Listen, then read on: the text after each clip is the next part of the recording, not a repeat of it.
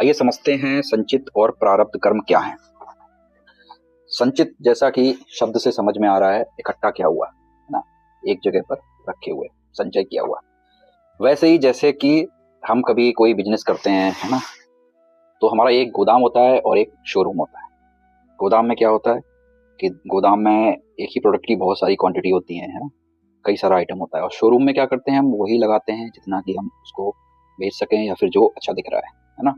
तो सेम वैसे ही ये इम्प्लीमेंट होता है हमारे लाइफ में भी, है ना।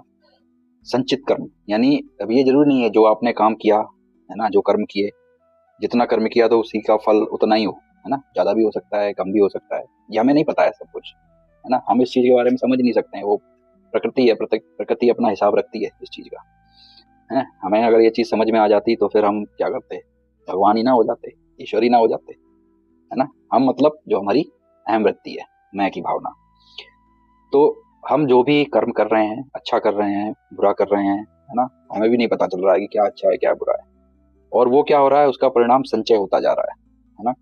यानी कि एक डील अलग होती जा रही है कि आपने इतना किया, अब इसका परिणाम में आपको इतना इतना मिलेगा। तो वो गोदाम आपका बढ़ता जा रहा है, ठीक है। शोरूम जो है, शोरूम वो आपका एक बार की लाइफ है, कि मतलब एक शरीर हो गया वो, कि अब शरीर तो मान लीजिए उसका साइज इतना है कि हाँ इसमें इतना ही सामान आ सकता है, बट गोदाम का साइज बड़ा है ना।